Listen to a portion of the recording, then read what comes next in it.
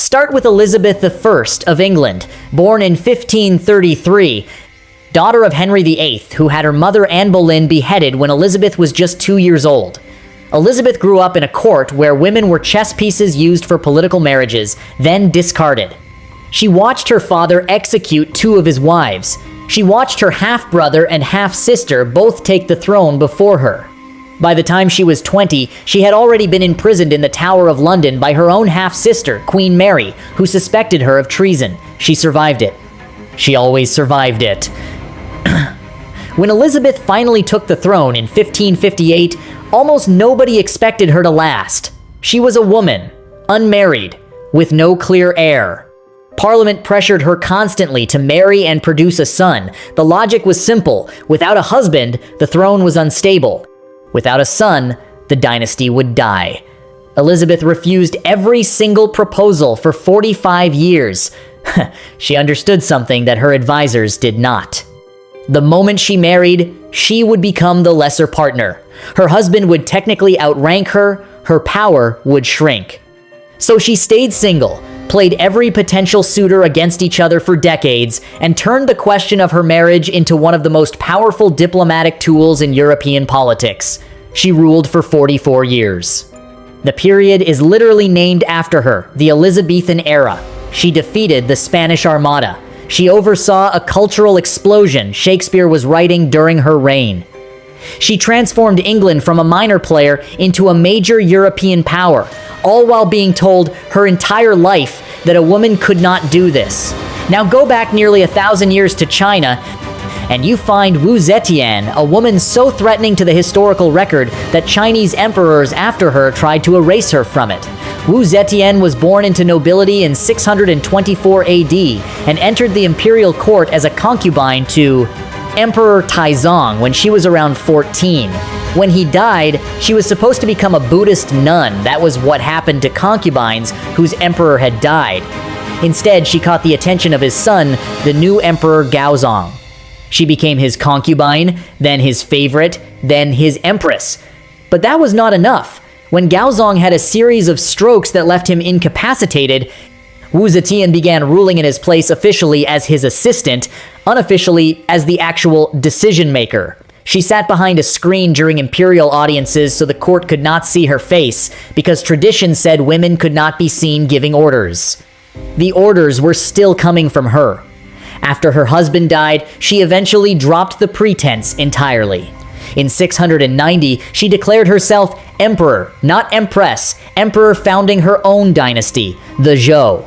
She ruled officially for the next 15 years, but had been the real power behind the throne for decades before that. She reformed the civil service so that talented people could rise based on merit, not just family connections. She expanded the Chinese empire. She was also, by all accounts, brutal toward her enemies. She was accused of killing rivals, including members of her own family.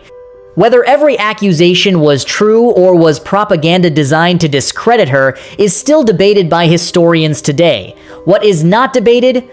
She is the only woman in 4,000 years of Chinese imperial history to rule as emperor. And when she died, she left a blank gravestone, no inscription. Some historians say she did it deliberately, knowing history would judge her differently depending on who wrote it. She left the stone blank so each generation could decide what to write.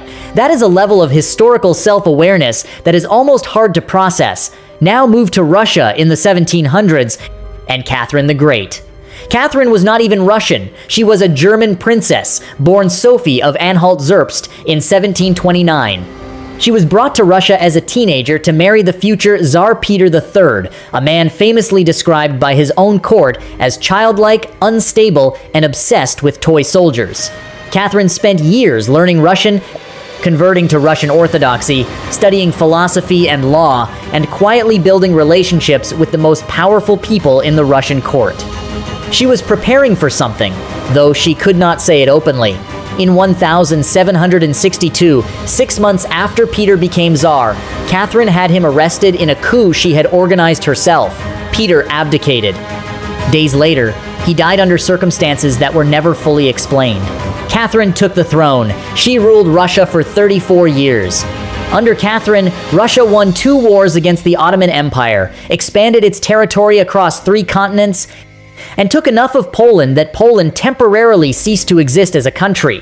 She brought Enlightenment ideas to Russia, overhauling the legal system, founding schools, expanding rights for some. She corresponded with Voltaire.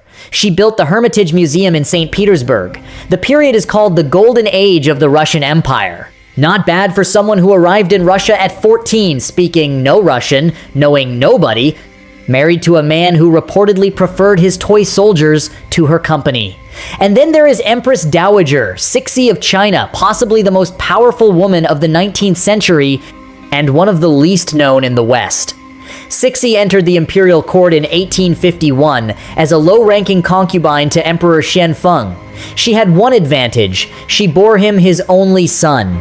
When the emperor died in 1861 and her 5-year-old son became emperor, Cixi became regent, the person who rules in the name of a child who is too young to govern. Her son died young. Her nephew became the next emperor. She remained regent. He died too. Another nephew became emperor. She was still there. Cixi ruled China, a nation of over 400 million people, for 47 years, from behind the scenes of one emperor after another. She instituted military reforms, modernized parts of the government, and orchestrated dramatic political moves to stay in power through multiple successions. She died in 1908, one day after her final emperor. Some historians have suggested this timing was not a coincidence. Here is what runs through all of these stories, the thing that connects Elizabeth I in London, Wu Zetian in China, Catherine the Great in Russia, and Cixi in Beijing. None of them were handed power. Every single one of them took it by finding the specific cracks in the specific systems they were born into and pushing through them with everything they had. Elizabeth found the crack in the marriage question and turned it into her greatest asset. Wu Zetian found the crack created by an emperor who could no longer function and made herself indispensable before anyone had time to notice. Catherine found the crack in a weak, unstable czar and spent years quietly building the alliances she needed before acting. Cixi found the crack created by a dying dynasty and stayed in the gap between emperors for nearly half a century. Think of it this way. Every system has an official version and a real version. The official version of power in all these places said women could not rule. The real version, the version that runs on relationships, information, patience, and knowing when to act, had no such rule. These women lived in the real version.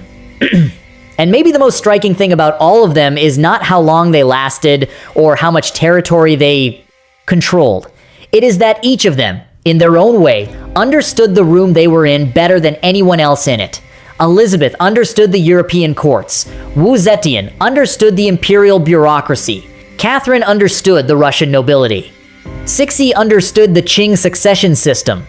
Understanding your environment better than the people trying to exclude you from it, that turns out to be one of the most reliable forms of power that has ever existed. Elizabeth, who turned 45 years of marriage pressure into a diplomatic weapon and ruled England for 44 years. Wu Zetian, the former concubine who became the only female emperor in Chinese history and left a blank gravestone for history to fill in. Catherine the Great, the German teenager who arrived in Russia with nothing and left it as a continental superpower. And Cixi, the woman who remained the real power behind the Dragon Throne through 3 emperors and nearly 5 decades. Different centuries, different continents, different methods, but the same core pattern. Systems that said no. Women who found another way. History tends to remember the men who inherited power and held it. It takes more work to find the women who built it from nothing, in environments designed to keep them out. But they were there. They always were. And they were usually the most interesting people in the room. Real ones. Subscribe. Decide.